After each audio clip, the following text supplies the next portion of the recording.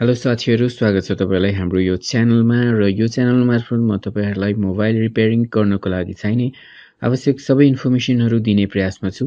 त्यही भएर यदि तपाई मोबाइल रिपेयरिङ सिक्नमा इन्ट्रेस्टेड हुनुहुन्छ र तपाईलाई आफ्नो मोबाइलको बारेमा एकदम डिटेलमा इन्फर्मेसन चाहिएको छ भने यो च्यानलमा भएको भिडियोहरु हेर्न सक्नुहुन्छ। यो भिडियो बाहेक अन्य पनि यो च्यानलमा थुप्रै भिडियोहरु रहेको छ जुन तपाईको लागि धेरै नै युजफुल छ।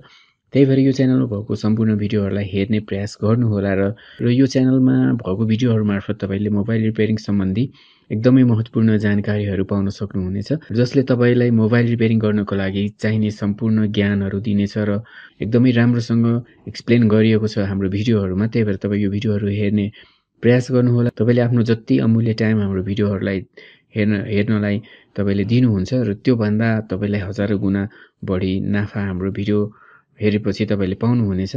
त्यही भएर यो हाम्रो च्यानल भएको सम्पूर्ण भिडियोहरुलाई सकेसम्म हेर्नुहोला र एकचोटीमा बुझेन भने अर्कोचोटी पनि हेर्नुहोला। तर मलाई जहाँसम्म मलाई लाग्छ तपाईले एकचोटी हेर्नेबित्तिकै त्यो सबै भिडियोमा भएको सम्पूर्ण जानकारीहरु बुझ्नुहुनेछ, किनभने मैले यो भिडियोमा जति पनि कुराहरु एक्सप्लेन गरेको छु त्यो एकदमै सरल र तपाईहरुले बुझ्ने भाषामा र अलिकति डिटेलमा पनि एक्सप्लेन गरेको छु। त्यही भएर मैले अपलोड गरेको भिडियोहरु अरु भन्दा पनि अलिकति लामो छ, तर त्यो तपाईको लागि एकदमै युजफुल रहेको छ। साथीहरु, अब लागौं यो भिडियोको मुख्य टपिकतर्फ। आज हामी यो भिडियोमा के को बारेमा जानकारी लिँदै छौं त?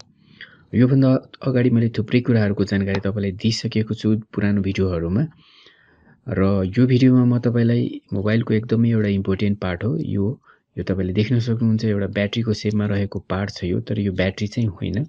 यो पार्ट भनेको एउटा भाइब्रेटर हो र भाइब्रेटरको मुख्य काम के हुन्छ भने हाम्रो मोबाइलमा भाइब्रेसन जेनेरेट गर्ने। यानी कि जब हाम्रो मोबाइलमा फोन आउँछ कहीँबाट, हो त्यो फोन आएको टाइममा यदि हामीले आफ्नो मोबाइललाई भाइब्रेसन मोडमा राखेको छौं भने हाम्रो मोबाइल के हुन्छ, भाइब्रेट या अलिकता थर्किन्छ र त्यो थर्काउने काम चाहिँ यो पार्टले गरिरहेको हुन्छ र यो पार्टलाई चाहिँ के भनिन्छ, भाइब्रेटर या यसलाई हामी मोटर पनि भन्ने गर्छौं।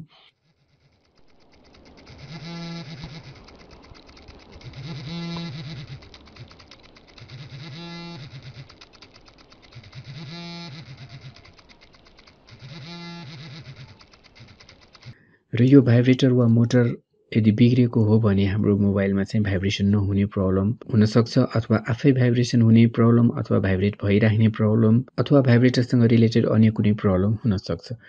र यो प्रब्लमलाई हामी कसरी सल्भ गर्न सक्छौं त? यसको डिटेल इन्फर्मेसन म यो भिडियोमा दिने प्रयास गर्नेछु। साथीहरु, अब यसको सोलुसन तर्फ लागौं। यदि भाइब्रेटरमा प्रब्लम भएको छ भने सबभन्दा पहिला के गर्नु पर्यो भने तपाईले आफ्नो मोबाइलको सेटिङमा जानु पर्यो। सेटिङमा गएर तपाईले के गर्नु पर्यो, भाइब्रेसनको जुन सेटिङ हुन्छ त्यसलाई चाहिँ इनेबल गर्नुपर्ने हुन्छ। किनभने यदि भाइब्रेसनको सेटिङ तपाईले इनेबल गर्नु भएको छैन भने यो भाइब्रेटरले काम गर्दैन। यानी कि जब फोन आउँछ त त्यतिखेर हाम्रो मोबाइलमा चाहिँ भाइब्रेसन आउँदैन। र मानौ तपाईले सेटिङ अन गर्नु भएको छ, सेटिङ चाहिँ तपाईको बिल्कुल सही छ, तैपनि यो भाइब्रेट गरिरहेको छैन भने यसमा चाहिँ के प्रब्लम हुन सक्छ भने यो भाइब्रेटर एक्सेल बिग्रेको पनि हुन सक्छ, अथवा अर्को के हुन सक्छ, यो जुन यहाँ तपाईले कन्ट्याक्ट देखिरहनु भएको छ यो कन्ट्याक्ट के हुन सक्छ, अलिकति पुरानो भएर यसमा चाहिँ करेन्टको फ्लो अलिकति त्यति राम्रो नहुन सक्छ। त्यो कारणले गर्दा के हुन्छ त, स्लो भाइब्रेसन अथवा भाइब्रेसन भएको हामीले थाहा नपाउने त्यस्ता प्रब्लमहरु हुन सक्छन्। भनेपछि हामीले के गर्नु पर्यो, यदि यो बिग्रेको भने यसलाई चेक गर्नु पर्यो, र यो बिग्रेको भने के गर्नु पर्यो, अर्को भाइब्रेटर ल्याएर हामीले राखिदिनु पर्यो। र यो बिग्रेको रहेनछ भने के गर्नु पर्यो, हामीले यो कन्ट्याक्टहरु राम्रोसँग चेक गर्नु पर्यो, राम्रोसँग यसलाई निकालेर फेरि रिसोल्भ गरिदिने। आइरनले यसलाई निकालेर हामीले रिसोल्भ गर्न सक्छौं। र रिसोल्भ गरेर पनि भएन भने के हुन सक्छ, बोर्डमा समस्या हुन सक्छ। त्यसपछि हामीले के गर्नु पर्यो, त्यो बोर्डमा भएको कुनै कम्पोनेन्टहरु, योसँग रिलेटेड जुन कम्पोनेन्टहरु भेटिन्छ हामीलाई बोर्डमा, त्यो बोर्डमा भएको कम्पोनेन्टहरुलाई खोजेर हामीले रिपेयर गर्नुपर्ने हुन्छ।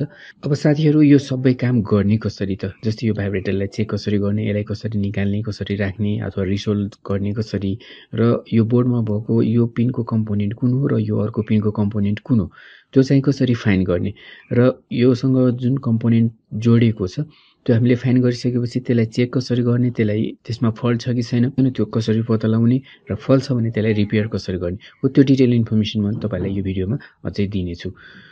अब सबभन्दा पहिला के गरौँ भने यसलाई चेक गर्ने प्रोसेसतर्फ जाम हैन। जस्तै यसलाई चेक गर्नको लागि हामीले के गर्न सक्छौं त? हामीले के गर्छौं भने प्राय मल्टिमिटरबाट मोबाइलको धेरै पार्ट्सहरु चेक गर्छौं, तर यसलाई मल्टिमिटरबाट चेक गरेर हामीले एक्ज्याक्ट यसको सोलुसन, हामीलाई यसको फल्टहरु थाहा हुँदैन। अनि त्यही भएर यसलाई हामी के गर्न सक्छौं भने यो एउटा मोटर हो, डीसी मोटर भन्न सकिन्छ, डीसीबाट चल्ने मोटर। अब हामीले घरमा चलाइरहेको मोटर चाहिँ एसी मोटर हुन्छ, त्यो चाहिँ 220 भोल्टमा चल्छ भने यो मोटर भनेको डीसी मोटर हो। यसलाई हामीले डीसी भोल्टेज दिनुपर्ने हुन्छ। यदि हामीले यसलाई डीसी भोल्टेज कहीँबाट अलग्गै कुनै ठाउँबाट दियौँ भने यो के हुन्छ, भाइब्रेट हुन सुरु हुन्छ। मोबाइलले नै भाइब्रेट गरेर भाइब्रेट हुने होइन कि हामीले पनि अलग्गैबाट कहीँ यसलाई भोल्टेज दियौँ भने यो भाइब्रेसन यसमा जेनेरेट हुन्छ। र यसलाई अलग्गै भोल्टेज दिनको लागि के चाहियो त, एउटा ब्याट्री चाहियो हो। ब्याट्री भन्नाले अब कति भोल्टको ब्याट्री लिने त भन्छ, यसले के हुन्छ 1 देखि माथि भोल्टेजमा यो भाइब्रेसन सुरु गरिदिन्छ। भन्नाले 1 volt, 1.5 volt, 2 volt, 3 volt, 4 volt, 5 volt जति भोल्टको ब्याट्री भए पनि हुन्छ। तपाईँले त्यो ब्याट्रीसँग के गर्नु पर्यो, यसको दुईटा खुट्टालाई जोडिदिनु पर्यो। अब जोड्दाखेरि कसरी जोड्ने त, एउटा यसमा प्लस माइनस, या तपाईँले देख्नुभयो रातो प्लस र यो ग्रिन भनेको माइनस हो। तर यसमा प्लस माइनसको तपाईँलाई कुनै पनि इस्यु छैन। भन्नाले तपाईँले प्लस माइनस उल्टो जोडेर, यसमा प्लस माइनसलाई उल्टो जोड्दा पनि केही फरक पर्दैन, किनभने यो के हुन्छ मतलब बोथ साइडबाट भाइब्रेट हुने हो कि, फरवर्ड र रिभर्स भाइब्रेसन हुने भएकोले तपाईँले प्लसलाई जता जोडे नि भयो, माइनसलाई जता जोडे नि भयो। चाहिँ डाइरेक्ट यसलाई ब्याट्रीको डीसी पावर सप्लाईसँग जोडेर यसलाई चेक गर्नुस्। यदि यो भाइब्रेसन यसमा भयो भने यो ठिक रहेछ भने थाहा हुन्छ, र भाइब्रेसन भएन भने यो बिग्रेको भने थाहा हुन्छ। र यो कुराको प्र्याक्टिकल पनि म तपाईँलाई गरेर देखाउँछु, चिन्ता नलिनुस्।